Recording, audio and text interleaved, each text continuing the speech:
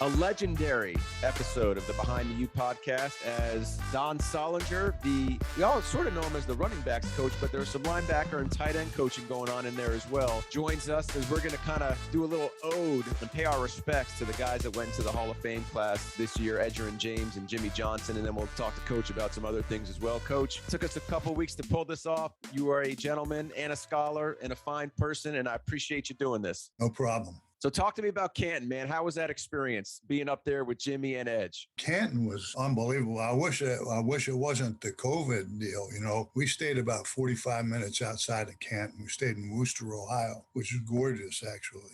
You know, EJ didn't send me an itinerary, so I didn't really, know what was going on. So we got in like Friday afternoon, early afternoon, and there was a thing at the hotel saying pick up the tickets or call this guy to get the tickets for the ceremony, you know. So I called the guy. He was staying about 45 minutes from where we were. So we came in. I called the guy up. He says, I'll give you the tickets at the door. I said, no. I said, I want to pick up the tickets. So we drove 45 minutes, picked up the envelope, looked in the envelope, and that Friday night was the jacket ceremony.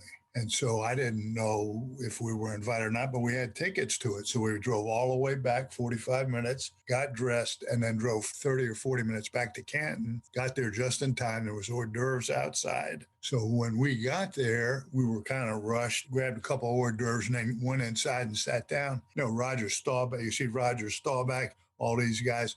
As we were leaving, we saw Mike Irvin, and he was walking down the hallway, and I didn't catch him, and he dipped into a VIP suite, and I was wearing my ring. I was wearing the Jimmy's 87 National Championship ring, and the two security guards says, "What are you doing?" I said, I coach Mike, you know, and I said, I coach with Jimmy, and I showed him the ring. They said, okay, go in and say hello to him. You know, so I went in, said hello to Mike, and then he had got shooed off because he was in for the ceremony. Yeah, I guess he was doing something, and we wound up leaving. And then went back the next night, and we were outside in the infield. They had it right by the stage, and that's where I got to see Jimmy and EJ, and it was fabulous. There were about 20 guys from Miami there, guys I haven't seen. You know, Santana Moss was there, Clinton Portis was there, Wilbur Valdez, Nick Williams, Marquise Fitzgerald. I mean, tons of guys, Casey Jones, a bunch of guys were there for the induction. So it was great seeing those guys. We still wore our masks outside. We were being very careful. But it was really, really exciting, man. And of course, I thought EJ's induction speech was by far the best. What'd you like about it? You told me that when we were talking before this. What'd you take away from it? Why do you think it was so good? You know what? He's always been that way. He's always been the way he gave the speech. Doesn't have a lot of words, but all the words mean a lot. You know, it was like, he was saying like, we didn't have a man in the house. He says, but I'm the man. Talking about his mother. His mother's raised his kids, after his girlfriend died. And then, he was talking about his hair. He says, that's my mane, and this is the way I am. And just everything he said was right on point. And that's the way he's been ever since I known him. Not man a few words, but everything that he says is real meaningful. And that's the way it was there. It was great. So he kind of hooked on to this, started with the gold teeth, ended with the gold jacket, but it's a little deeper than that. What do you take from that when you hear him say that, only because you know him so well? Yeah, he was raised in Immokalee, and of course, when Art Kehoe recruited him, but I went to see him, I wanted to see him practice and stuff. It's a rural place. It's a rough place to grow up in. What I take it from it is this is the way he is. This is the way he was raised. This is part of him. This is me. And I always told him, even as I got closer to him while I coached him, I always said to him, I said, as long as you're doing the right thing, as long as you're treating people the right way and you're doing the right thing, I said, it doesn't matter. The gold teeth doesn't matter. The hair doesn't matter. If you're doing the right thing and producing at what you're doing and treating people right. And that's kind of the way he's lived a life. He says, this was me, this is how I am. And he went from there. And that's the way he's always been as far as I've known him. And kind of doing some reading on Edge, A bunch of stuff was written about him prior to the Hall of Fame ceremonies. There are numerous stories about his work ethic and when he would work out, like literally working out 3 a.m., 4 a.m., 5 a.m. Were you aware? I guess, was he doing those things in college? And if not, maybe you could just speak to the kind of worker, forget the talent, the kind of worker he was. When we first got him, he was like several of the players we had. He probably didn't pass the SAT right away. He passed it at the end, but he always came in. When he came in, he always had a great work ethic, always. And he never talked. The first year, I don't even think he talked to me the first year at all. He just listens. He listens, and he really is very analytical about everything and has a great work ethic. And once you teach him something, it's like banking. He banks everything. You might correct him once or twice, but he banks it and he doesn't make mistakes. And that's the way he was. He's always been that way. Super smart, super intelligent, very straightforward. Whatever he says, you can bank it. He's going to do it. And never had a problem. Never missed any workouts. If he was going to miss class, he would come tell me. I have to go back. My girlfriend, was going to have a baby or whatever it was, if he had to go back to Immokalee. He was always a straight shooter. And that's the way he's always been. And that's kind of the way I am. So we got along pretty good. So you said Art Kehoe, who was kind of rode side saddle with you for a lot of those years at Miami, was the first one to see him. So what do you remember about Art telling you about him? Like, hey, Don, you got to see this kid? Like, do you remember Art first telling you about Edgerrin James? Yeah, because, I had just come from high school and I had some great ball players. I had great ball players. We had just lost the state championship, so I had come from high school. I had, the Davis brothers and things like that. And Herb, and I had some great ball players. And Art says, you got to see this kid. He said, it's like a boy, it's like a man playing with a bunch of little kids. I said, I got to come see him, And I went up there and that's what it was. I mean, if you ever saw a guy playing with a bunch of little kids and little kids are trying to tag him and the guy jumps out a little bit, that's exactly the way it was. You couldn't touch him. He was unbelievable. Just a great athlete. He was like all those guys I coached at Southridge, even better. Super kid. I mean, really just a super kid. So it was a no-brainer. Was it one shot, one visit, and you knew you had to have him? Ohio State was recruiting him pretty heavily, but I think they backed off because of his test score. And we said we'd hold on, we'd go with him all the way. And I think he wanted to be around home.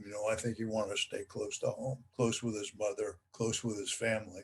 And that was one of the things he gave in the induction speech, was talking about how close he was to his family and what that meant to him. All right, so now let's talk. You said he was smart. He was a hard worker. Now let's talk about him as the running back. Give me the scouting report. Define and describe his abilities as what ultimately became a Hall of Fame running back, but when you had him. He could do anything. I mean, if he played receiver, he could have been a receiver. He could have been anything he wanted to be. I mean, he's super tough, great pass protector. And I think he mentioned it actually in his induction speech, how he took so much pride in protecting Peyton Manning. And that's the thing I preach to the guys. I said, there are a lot of guys who can run the pill, not many guys who can protect. So he's a great pass protector, great hands. The only thing that I really helped him with is he did a little bit too much dancing. That's what he did in high school. The juking. He juked before he get to the line of scrimmage. And I said, you can't do that. I said, once you get in the secondary, you might want to put a move on somebody and go to the goal line, but you can't make all those moves. So, I was just glad to be a little bit of a little part of that, but he could do it all. He had great speed, great strength, tough as nails, smart as a whip, and no mistakes. That was it, and he was playing with a bunch of guys. At first he was unhappy because he wanted to play all the time. But, I started, I'm looking at one of the pictures I have of the running backs. I mean, later on, sitting in the room, and it was true with him. He was in there with James Jackson, with Nigel Davenport. Portis came in, Gore came in, all those guys came in. But the 2001 team, I mean, I always had guys like this. I had Davenport, I had McGahee, I had Portis, Peyton, Quatron Hill, and Frank Gore all sitting in the same room. And all those guys had opportunity to play ball. So we were rotating guys. And I said, make sure you make your reps count. I said, I want to play several of you, because I think you all can play pro ball if you're on your game. And sure enough, our guys became really good, and we started rotating backs, which a lot of people are doing now. Instead of using one back and have a possibility of injuries or getting tired, you keep a guy fresh. And he said, Coach, I hated it. He said, but when I got in the league, I was like brand new. I said, I never had any injuries. I felt great. A lot of guys came in all dinged up. He says, I never was that way because we rotated guys. But he was special. I remember his first game was Baylor. And when he got into that game, that was one of his first big games. He was fabulous. So you have any good descriptors other than unreal to describe the UCLA game? You asked me the other day, you want the top 5 performances. That's pretty hard to do, but I listed it. I had to go down because, guys don't realize, I had a bunch of great backs. And I put the 7th one. I went to 7. So let me just do this for the audience. I want coaches' true and authentic responses to everything. But since he coached so many good players, I didn't want him to rank the players, but I wanted him to rank the performances, the best performances he saw or witnessed as a coach. And so I guess I kind of led him into that with the Edge UCLA game. So I asked for 5, he went for 7. So lay it on us, Coach. Well, the thing, and it probably disappointed a lot of fans. I know it disappointed this kid greatly because I think this kid might have been untouchable if he was stayed healthy. But Frank's first game against West Virginia, he had an unbelievable game. He had over 100 yards, I think 143 yards, something like that. But he averaged 17 yards a carry that game as a true freshman. And I thought that was an unbelievable performance. And obviously he got hurt after that, and his career was never healthy. But that was, to me, that was kind of a tease because if he would have stayed healthy, he would have been unbelievable. And obviously he'll be a first rounder in the Hall of Fame. So I picked that one out because that showed what type of guy he was. And he came back from injuries and did fairly well. Never made the 1,000 yards. He was right there. He was like 970, 975. But he was always dinged up. But that performance in West Virginia was unbelievable. That was a great one. The next performance that people, and people don't talk about this guy as much, even though his father was a Hall of Famer, is Peyton, Jared Payton. In his last year, he's the only guy that I coached that got 100-yard games against FSU in the same season. We went up to FSU and beat him up there. He had over 100 yards in that game, had a fabulous game. And we played him in the Orange Bowl. And he came down, he had over 100 yards in that game and was the MVP of the Orange Bowl. I thought he really never got his just due. He was actually a soccer player and a quarterback in high school. He didn't play a lot of football. That was real impressive to me of what he did because he just got better and better and better and obviously had a little time in the league. The next performance that I put down, and it's funny, I was talking to Art about this. We played Ohio State in the Kickoff Classic. And James Jackson and I.J. Davenport are the tailbacks. And we're playing Ohio State. And Portis is a true freshman. And Portis is there. And Jackson goes to Portis. He says, watch. He says, I want to break it on my first run. I want to score a touchdown. And sure enough, his first run, 56 yards right down the sideline. Portis looked at me and says, I can't believe that. It was a 56-yard run by James Jackson against Ohio State, first run. In that game, we lose Davenport for the season, and James Jackson gets a high ankle sprain, and we have to play Portis and Peyton the rest of the year. If those two guys would have stayed healthy, if Jackson and Davenport would have stayed healthy, that would have been a national championship football team also. That we lose Davenport and Jackson was hurt for like 3 or 4 ball games. We didn't do well, but that was a predicted run. It was like a Muhammad Ali deal. I'm going to score on the first and he did it. The next one, and this guy I really felt bad for because I wasn't allowed to coach him the way I wanted to. Larry kind of took it away from me. I got kind of hard on him sometimes, but he was a great kid. He was like a Frank Gore in Broward County. We're playing Clemson at Clemson. I finally talked, I don't know if it was Chudzinski. It was either Chudzinski or Dan Warner. I talked him into going into this unbalanced line, and we tie him in regulation, and Moss beats him in overtime. I thought that was a great performance, by Tyrone. He had a great game, over 100 yards, and overtime he carried the ball like 3 times straight and scored. And we beat Clemson in overtime. So that was, to me, a top-notch performance. Of course, I left, and after I left, he kind of just got lost in the shuffle, which he shouldn't have, because I thought he was just as good as any of the guys I coached. 3 is Portis, and it's that same year, his freshman year. We're playing Georgia Tech in the Gator Bowl. And I love Butch Davis. I coached with him for 11 years. I think the world of him. He's a great recruiter and everything else. But when I started using rotating backs, he wasn't big on that. He wanted to kind of settle on a back. But this was at the end of the year. And of course, Jackson was the back. He was healthy, but he was tired. Jackson's just tiptoeing. He's not running the way he normally runs. So I kind of pull him out, and I put Portis in there. And Butch takes a look and he runs down to me. He says, "What's Portis doing in that game?" He says, get Jackson back in. It was a pretty close game. I said, okay, right after this play, 78 yards, game ball record on a 12 draw. I ran down to Butch. I said, "You still want him out?" He says, "Yeah, take him out." I said, "Okay." So that was a little inkling of what Clinton did. And then obviously the run in national championship game, the touchdown he had in the national championship game was pretty impressive. He broke a couple of tackles and then sprinting down the sideline, but great career. But that was his first big run was against Georgia Tech. The next one, and it's a toss-up, the second one, the performance probably Willis had in the Virginia Tech game. He had 6 touchdowns. You couldn't stop him. I mean, Willis McGahee, the year he really had a Heisman Trophy year, I thought. But Dorsey had a great year, and they kind of canceled each other out. And I forget who won the Heisman that year, but it wasn't either one of them, But they were at the ceremony. But the Virginia Tech game, you just couldn't stop Willis, and that was a pretty close game. And Willis just kept scoring one right after the other. They couldn't stop him. So that performance was pretty good, that 6 touchdown game. And then obviously what you said, Edgerrin James, we were supposed to play UCLA earlier in the season. They had a hurricane that came. And we're coming off the Syracuse loss, was probably the worst loss we had at the University of Miami. I mean, they beat us 66-17 or something like that. It was a horrible game. They kicked our butt pretty good. And we're playing UCLA, who's ranked number 2 in the country. And this is the game that put him as the 4th pick in the draft.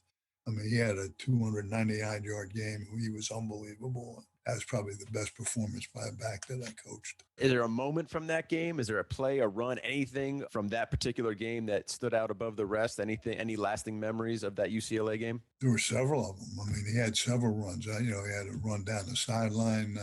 He had several long runs. He had some great blitz pickups. One of the things, there was another game that he played in, and I was big with all the backs. The first thing I told him, I said, if you can't pass protect, you can't play. You're not going to play for us. You got to be able to protect. And we played, and I believe it was either the Pitt or West Virginia game.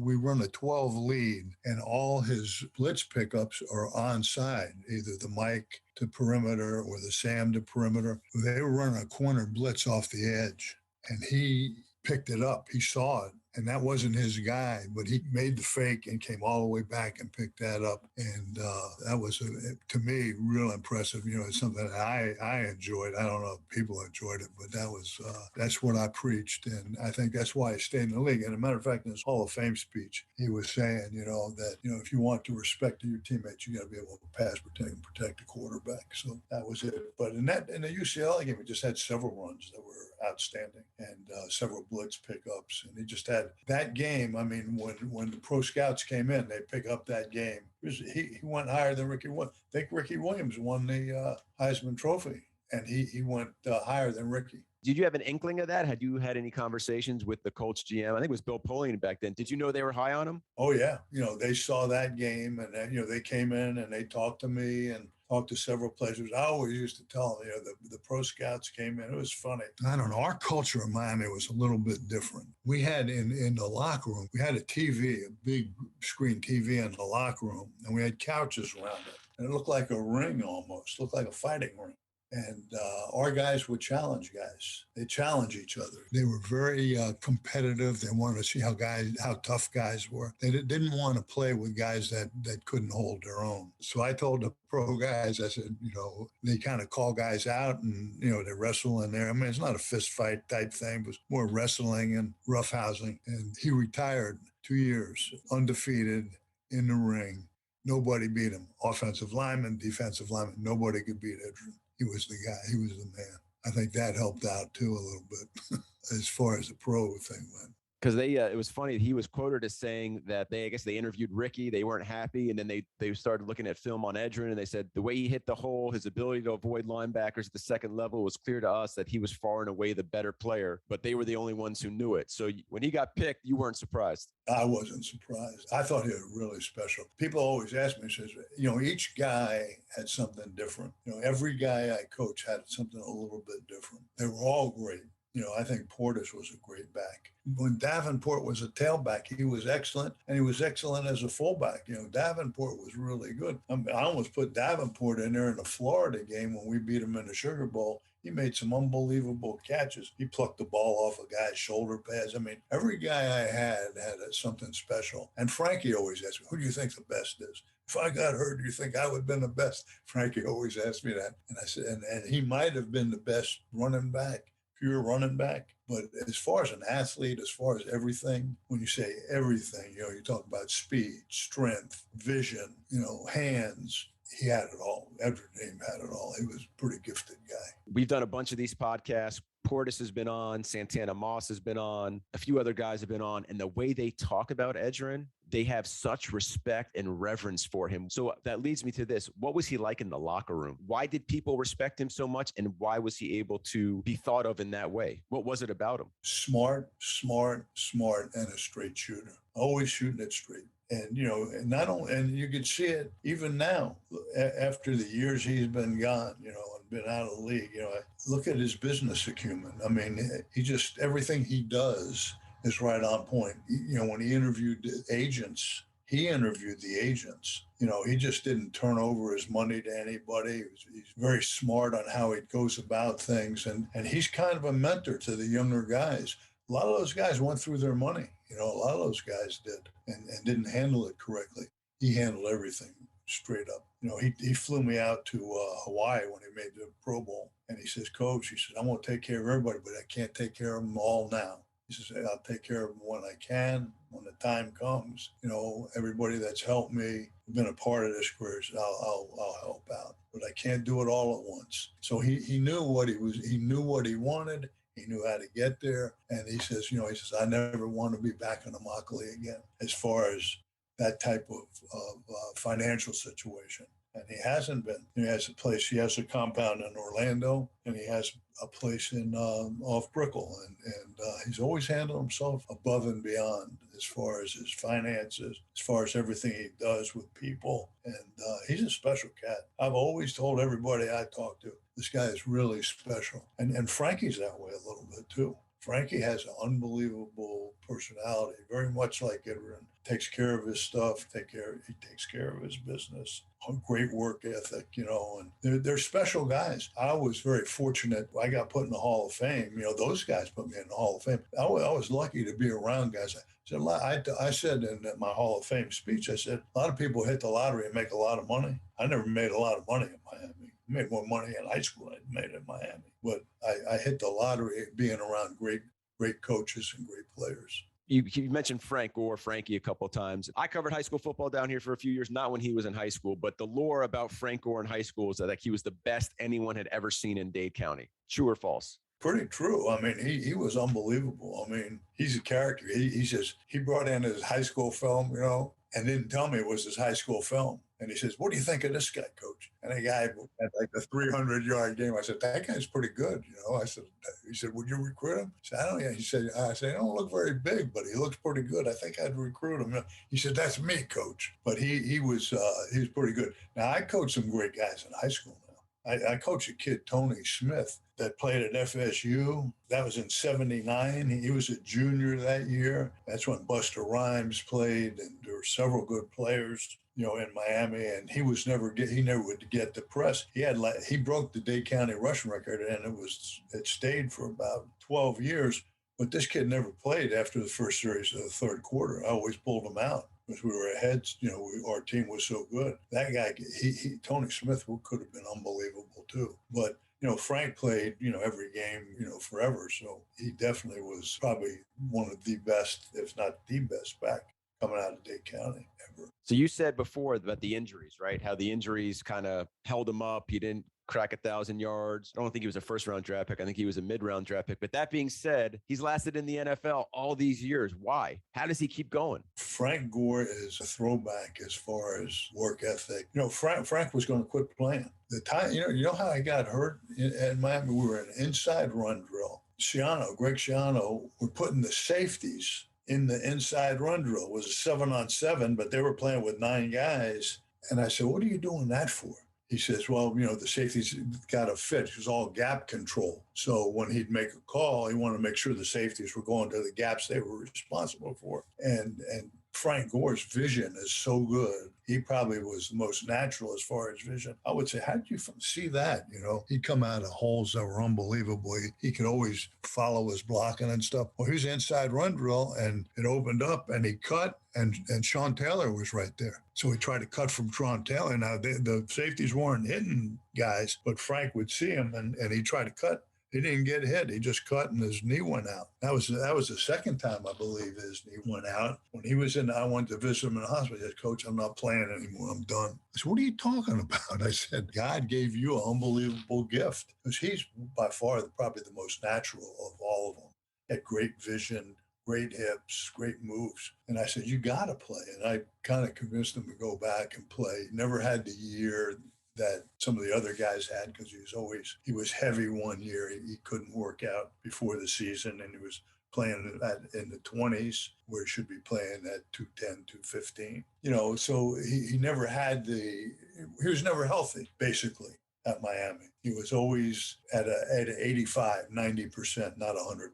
So, that was the thing. He gets in the league. He's never hurt. He's never injured. But, Uribe, who was our medical guy, said this was going to happen to him. He was going to have knee problems because the groove and the ligaments didn't match up. Uribe told me, he says, after these surgeries, he's going to be better than he ever was. And that's what happened. Settle the rumor mill. In the Fiesta Bowl in 2003, the end of the 2002 season, was there any thought of lifting his red shirt and putting him in? No. You talking about a national championship game against Ohio State? No. I didn't think.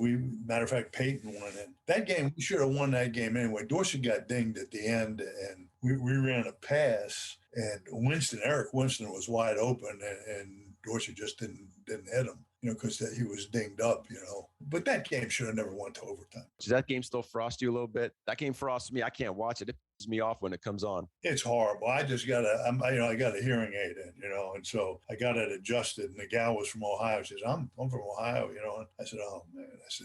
I said, did you ever see that game? She says, yeah, because her husband's an AD at the UM. He says, yeah, I saw it, and I said, we should have never lost that game. I mean, the wives were on the field after, the fireworks were going off, and all of a sudden the flag comes out. That was bad deal. That was not a good thing. I'm with you. I was there. It was unbelievable. Joe Z and Don, we're all calling the game. I can hear them. Joe's calling the championship, literally calling, and the Canes won the national championship. And then there's the flag there, and it was mayhem. Fireworks were going off. It was. Jimmy said, don't put it in the referee's hands, but come on. I mean, the guy made a good play and the referee throws the flag late, and it was bad. It was a bad thing, but hey, that's the way it is.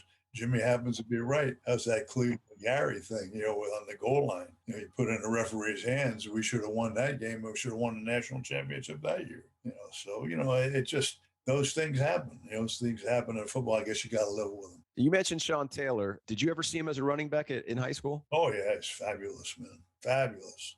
He did some things at Miami that were unbelievable in special teams, returning kicks. We beat Pittsburgh on a reverse. He and Parrish caught the ball, and Sean pulled out, and we ran a reverse to him, and we beat Pitt like a 27-21 game. We beat him because of that play. I mean, he was phenomenal. Sean Taylor could do anything. He was another guy that was really special, and I knew his dad, and I knew Sean, really well since he was a kid. He used to come to our camps all the time.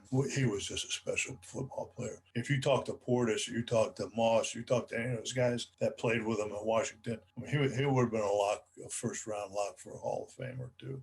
he was just getting squared away. Matter of fact, I was at the Pro Bowl, and Frankie took me out to the Pro Bowl in that game, and Sean was in that game. And I was talking to him, and he says, Coach, he says, I'm just starting to get really squared away. Had the girlfriend, just had the kid, and we were just talking. And, he had some rough roads to go. He had to make some adjustments, but he says, hey, everything's going straight uphill. And he's having a great year. And he had that surgery down here. And then, that thing happened, he gets shot by that kid. It's a shame, man, because he was a special guy, Sean. You mentioned Najee before, but he kind of gets lost in the shuffle because he had to move positionally. But you said he could have been maybe not just as special, but could have been a super talented tailback. Let me tell you what, he's a pretty special guy. I've known Najee since ninth grade. He was a straight A student all the way up into high school.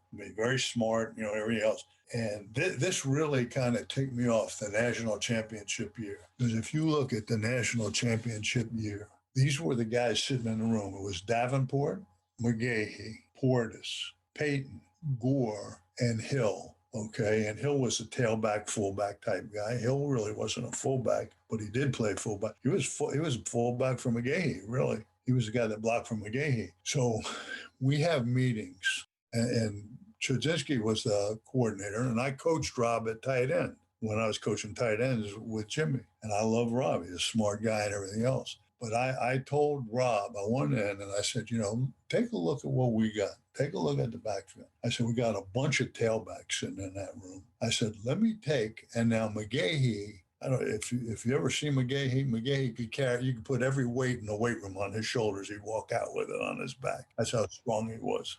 McGahee was a freak strength-wise.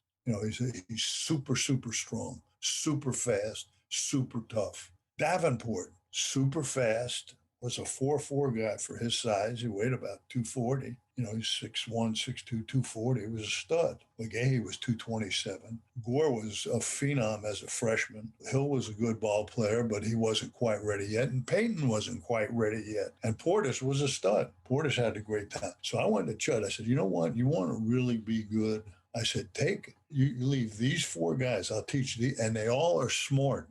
They could learn it. We had a pretty complex playbook. I said, I can teach Portis, McGahee, Davenport, and Gore. I can teach them all tailback, and Payton if we need them. I said, I can teach all those guys tailback, but take McGahee and take Davenport, let them play tailback and fullback. They can learn it. And now you have two big tailbacks that can run the ball from the foot. If you look at Miami, we very rarely ran the ball from the fullback position. That guy was a blocker and a pass catcher mostly. But if you take McGahee and you take Davenport and you stick them at fullback, they could run the ball from there and it become another threat. You can put them in short yardage. You got a guy that's 240, a guy that's 227. They'd be almost impossible to stop, and they're blocking for Portis. And if you needed Gore, Payton, or any of these other guys, they could play because they were learning it too. I said, it just make us better. We get into the meeting at the beginning of the season. He says, this is what we're going to do with the running backs. Portis and McGahee are going to be tailbacks. We're going to move Davenport to fullback, and we're going to move Payton to fullback. And then, the other guys, if they can learn it or, get in and spot play, they can spot play. That's what we're going to do. We come to the Nebraska game. Now, that whole season, you know what they told? They called him that day. They called Davenport in and said, we're going to take care of you, bro. We're going to get the ball to you. He never saw the ball running the ball ever. I think he had 2 carries the whole year. Now he did some good things catching the ball and stuff like that. And he blocked. He was very unselfish. He blocked for those guys and did a great job. We go into the national championship game and we're practicing. I think we're in shorts. He breaks his foot and he don't play in the national championship game. They come to me, Larry and Chud come in. What are we going to do? I said, are you kidding me? I said, the only way you're going to win this game is putting McGahee at fullback. He says, can you teach him fullback in 20 practices? I said, I don't have a choice. So I tell McGahee, I say to McGahee, hey, because now McGahee and Portis always were competing. And fierce competition. They almost to the point where they didn't like each other. Because Portis would really get under your skin. He'd walk in, he said, first time in Denver, when he was playing in Denver, as a rookie, he walked into the room and says, "Which one of you guys who's blocking for me? I'm going to be starting, so I want to know who's going to be blocking for me." That's the way Portis is. So I said to McGahee, I said, "You're going to have to play fullback." He said, "I ain't playing. I ain't blocking for him." He didn't want to do it, So I said, "Hey," I said, "we can't win this game without you there." So I taught him 20 practices. He had, I think, made one or two mental errors, but had a great game blocking and did a great job. So did you enjoy coaching Portis? Because we know he's a character. Was it fun, or was he a little frustrating? Well, I knew him. I knew him pretty well. Yeah, I love coaching Portis because you know what? Super confident guy. He used to come to me on the sideline and elbow me. He goes, "You want to win this?" I'll never. The Washington game when we were out there in Washington, I walked the campus for 3 years. After that game, we never lost a game in 3 years after that game. But he said and Jackson is playing, and he comes down to me and says, "Hey, coach, get Jackson out." He says, "You want to win this game?" I mean, he would, he would come to me. I had a good relationship with him, but super cocky guy, but super confident, hell of a ball player, smart as a whip. I was tickled to see him at the Hall of Fame. I talked to him some. I love Portis. I really do. He's a hell of a competitor, one of the best competitors. If you said of all the guys I've coached, he's probably the best competitor. That's how competitive he is. How'd you run the room? How did you keep it all cohesive? Or maybe you didn't. I don't know. It's very hard the way they, like Davenport, the national championship year, he was ticked off, man. He wanted to be a tailback. He wanted to play at tailback. And I was kind of telling him, I said, I don't want to use you. And I said, you got to play. I said, there's only one ball and there's only one tailback. I said, you all can't play tailback. But I said, I can teach you tailback. I can teach. I had told the kids, told McGahee the same thing, to get you in the game. You guys got to learn the fullback tailback slot. And I said, now we can do anything we want. We can have two big backs in the game. We have Portis and McGahee in the game, Portis and Davenport in the game. It's a perfect setup. You got three stud backs, all pro ball players, all super competitive and all great ball players. We would have been unbelievable. It was hard coaching, at the end. I'm hard on the guys. I was real hard on the guys. But they appreciated it. They really appreciated it afterwards because 10 guys that I coached were in the league. Almost every guy I coached made it in the league at least 3 years. I think there were 5 of the guys I coached had over 8,000 yards in the league. They're great ball players, great kids. And if you let me do it, that's why I didn't want to settle on one guy. You can't settle on one guy. They all had pro potential. So that to me makes me as a coach a lot better. It makes us as a team a lot better. And I try to talk to the head coaches and, Butch finally bought into it.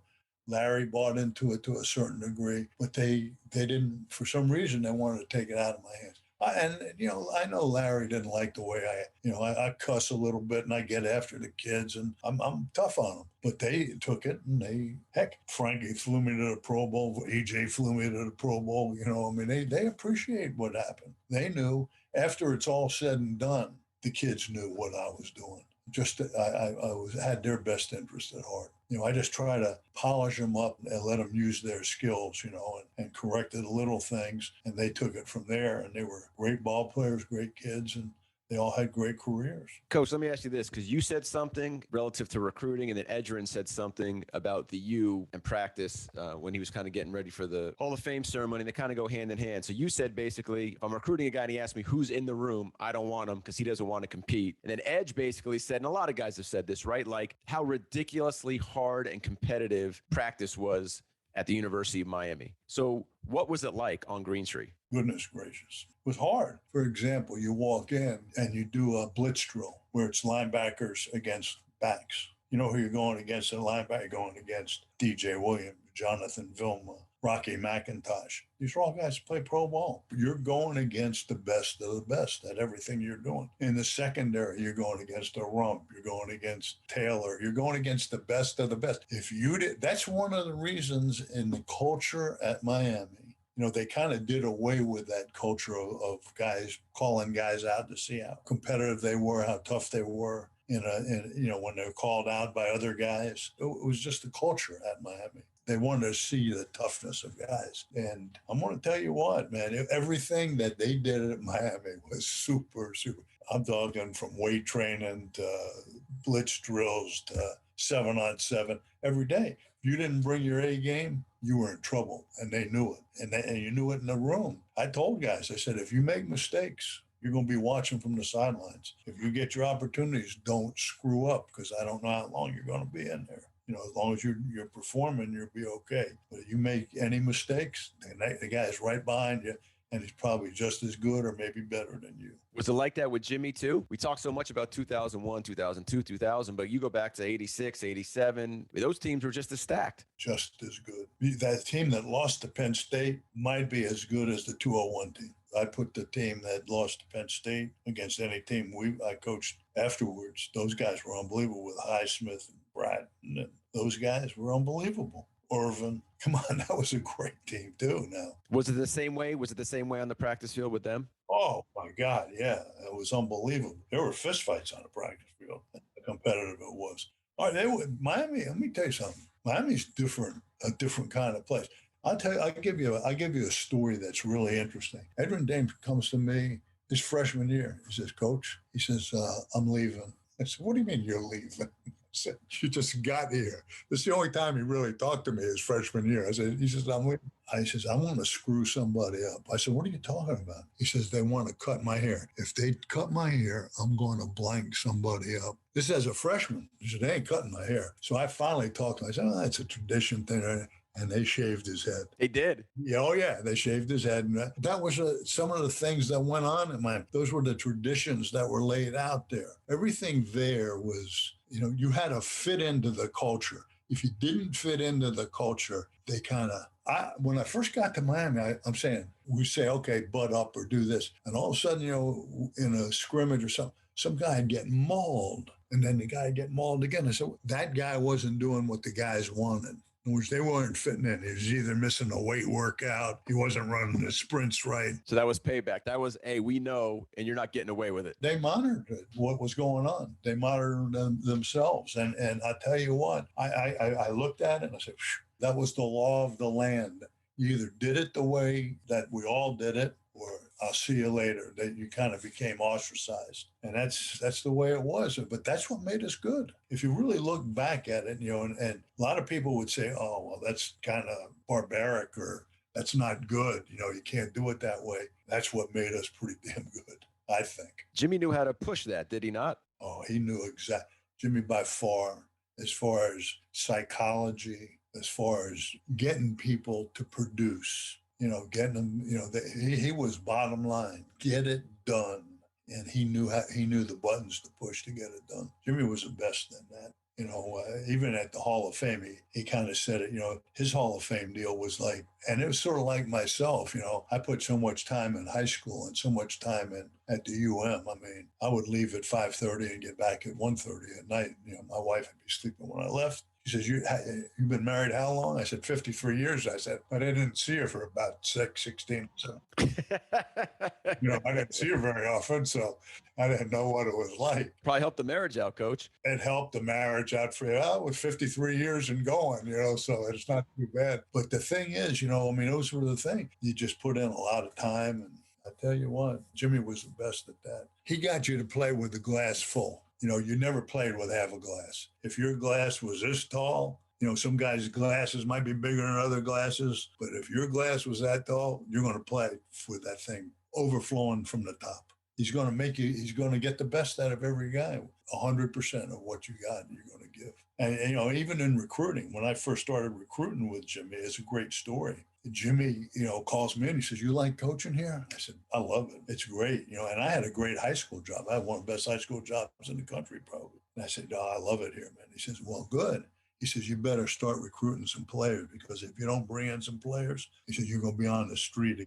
And I was recruiting Gainesville. I was recruiting Tallahassee. I was recruiting Ocala, Orlando, the Space Coast. And in the early 80s, that was, what that was? That was Miami Vice types. If you had UM shirt, they didn't even want you into school. It was tough when I first started recruiting there. And so, I was telling him, "Well, Coach," I said, I started making excuses. And he gets up from behind me and says, "Hey, Don't tell me what you can't do. Go out and get some players or you ain't going to have a job. Now get out of my office. And so I understand that, but I understand. And that's the name of the game. So, I said, I thank God I could do it my way. I mean, I didn't cheat. I didn't give kids hats or go. I mean, I did it my way, but I wound up getting some pretty good ball players there. Take me back a few years before that, right? You're a high school coach. Howard comes. What did you see from afar in terms of what he was trying before you got hired by him? What did you see that he was doing and why was it working for him? People don't give Howard, I don't know if they give Howard enough credit. He's a special guy. He coached for Bryant at Alabama. He recruited Namath. I mean, he had a special career, really. And as I started watching it, as you watch it from afar, and I was wrapped up in high school football, but you started seeing what he was doing, and he was way ahead of the group in passing. He was a coordinator on undefeated team for the Dolphins. He had a great demeanor, a great feel for the game as far as offensive football and protections, pass protections and things like that. And, he was recruiting great quarterbacks. Of course, they won the national championship in '83, and we lost the state championship in '83. And then on the other side of the ball was Arnsparger. Arnsparger was pretty damn good too. They had two great guys, but Schnellenberger just had not only an exceptional visionary of what to do, where he drew the line from Daytona through Tampa and said everything below that's the state of Miami. When you start thinking about that, that's pretty smart, because once you get outside of Orlando, even Orlando on the Space Coast at the time when I first started recruiting was really Florida State. There are times I went to games, it was pouring rain, and I'd be sitting there and I'd knock on the press box and I'd, can I come in the press box? No. Florida coaches would come in, they'd go in the press box. Georgia coaches would go in the press box. And I'm sitting in the rain, with no raincoat getting soaked. That was the type of thing. They hated Miami. So he drew that line from Daytona down to Tampa. And he said, we're going to concentrate everything. So he was not only a visionary as far as coaching X's and O's, he really was a good CEO. He was around Shula, he was around Bryant. He knew how to recruit. He knew what, the things to do, and things were rolling. As a matter of fact, we lose the state championship to Manatee in 1983. 27-21, and the game ends on the 11-yard line. We're going in to score. And Kanan's pretty good. I mean, he's won like 5 state championships after that. And we beat him in 93. But, we lose that. They win the national championship. I go to Dallas, the convention's in Dallas, and I see Schnellenberger out there. And how you doing? Something. Really didn't talk to him about football or anything. I get back, and I'm woodlifing my deck out here. I get a call on Sunday. Hey, Don, can you come in and talk to me? I want to talk to you. It's Schnellenberger.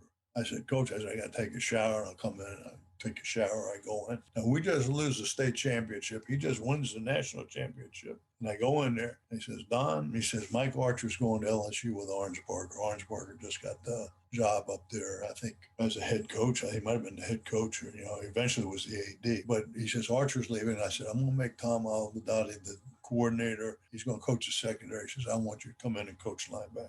You want to do that? I said, well, I guess I got to check with my wife. I said, I got a pretty good job, stuff like that. So I'm saying, yeah, I'd be interested. I'm definitely interested. He said, well, what are they paying you? I didn't even know what I was making. I never looked at a paycheck in my life. So I told him, and I was about $2,000 or $3,000 off of what I was getting paid under it. He said, well, we can do that, and then he says, you got any other questions? I said, yeah, what about retirement? And he looks at me, pulls a pipe out of his mouth, and he says, I don't want to talk to anybody who wants to retire.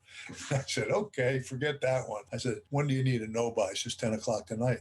I went back, I told Phyllis, I said, hey, I just been offered a linebacker job in Miami. I said, I think I'm going to take it, Went into school, resigned. And the next thing I know, I was on a flight. It was snowing. I was on a flight to Pittsburgh. Then I went to Harrisburg. Snow, up the planes going in snowstorms. And so I said, what did I just do?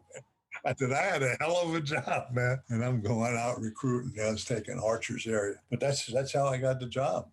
And then he left right after. I know. So do you think you were going to stick? What do you think was going to happen? No, you figure you're going to go. I said, but I figured I could always go back to high school. I wasn't leaving. I made up my mind not to leave Miami. I wanted to raise my kids here and things like that. I just made up my mind I wasn't going to leave. Probably if I moved around a little bit, I might have been able to get a better job or made some more money. But hey, I look back now, I don't regret anything. You know, I was around some great players, great coaches, man.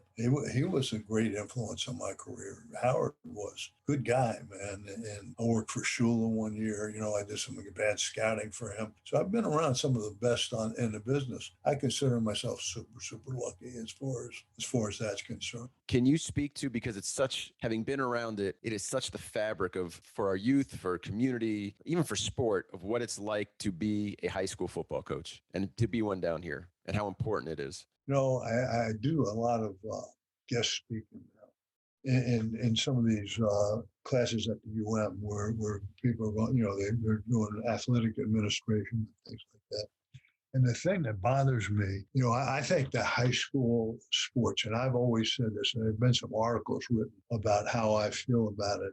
I believe that winning in football is a byproduct of character, your character, and how you come across with your kids as a football coach. If you put the winning first and the character in the background, I don't think you're doing it the right way. I think you need the work ethic. I think you need the discipline. I think the pride, you know, accountability, reliability, all the value things. And maybe it's throwback because I don't see a lot of these things going on now, loyalty, and I don't see a lot of these things. I see a lot of entitlement now. What are you going to do for me? The only thing I can do for a kid that plays in my high school program or at the University of Miami or anything else is give you an opportunity. What you do with that ball once you got it in your court is entirely up to you. I'm giving you an opportunity. You got to carry it and make what you're going to make of it. So, you know, I look at it, and so I've always put character as number one, the number one builder. So if you ask me, I always wanted kids, and I keep in touch with kids now. As a matter of fact, one of the kids, I just got a text message, one of the kids that played for me in the early 80s, I guess, you know, just died of COVID. And I just got a text from one of the defensive tackles that played with that kid that he just died. It's a kid in Goulds. So I keep in touch with those kids. But I wanted the kids that came out of my program, if they could say, hey, that was a hell of an experience for me, made me a better person. That's the way I look at high school football. So character was the number one thing. Winning's just a byproduct of that character. Now I see a lot of entitlement. What are you doing for me? If things don't go your way, instead of saying, what do I need to do to get better? I need to work harder in the weight room. I need to work on my speed. I need to work on this. Somebody says, hey, you come over here and you can start at my place. You don't have to do all that stuff. Don't worry about your grades. You just come over here and play. And that's where kids go. They take the easiest path. And I don't think that's good for what's going on right now. I think you got to find out. I think you got to find out your shortcomings, work on those things, develop your work ethic, develop your discipline, and bust it. And I think being around good competition makes you better. It's obvious it happened that way at Miami, happened that way at Southwood when you're competing against the best. And you can hang with those guys, makes you pretty good, and you become pretty successful afterwards. You've said you love this town and you love this university. Elaborate on that one for me. Well, you know, I was raised here. You know, I was born at St. Francis Hospital, Miami Beach. I was raised on the beach until I was a 6. Then we moved out to Southwest. Went to West Miami Junior High, Southwest High School. You know, I grew up in this town and I love it. I love the town, even though it's changed a lot. You know, it's changed quite a bit. And it's a football town. And I grew up going to those games. As a matter of fact, I was on a committee with Don Bosler. I remember Don when I was a kid. I was a little kid when he was playing. You know, try to climb the fence in the Orange Bowl, watch some of the games sometimes, you know. But I grew up as a fan and I knew I wasn't leaving. I made that decision. I used to go to national conventions. Every year I went to national conventions and I'd see guys in the lobby. They're all shaking hands and talking. And so I said, well, you know, I wonder what they're doing. Well, they're all looking for jobs because they've been fired, you know. I said, I don't want to ever be in that situation. And sure enough, we won 35 games. I walked the campus with Art Keto for 3 years and we never lost a game. I used to tell Art, I said, let us lose a game. I said, they'll fire our. Sure enough, we lose LSU on a Peach Bowl, boom, we're fired. The worst we were, my worst record there, other than when I came back with Butch, when there was that probation, it was a 7-6 season or a 6-7 season. That was the worst year I had at Miami. I won 157 games there and lost 32 in 16 years.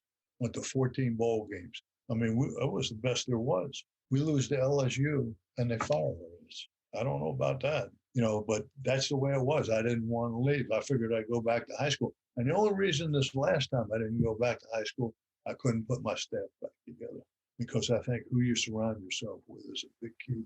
You surround yourself with good people, you're going to win. All right, my friend. It was worth the wait. Let me just tell you that. It was worth the wait. I'm glad we did it. You came through. You delivered strong. Great stories. Exactly what this podcast is about. You took us behind the U, and it was a pleasure to have the opportunity to do this, Coach. I appreciate it. I'm glad you asked me, Josh, because I like talking with you.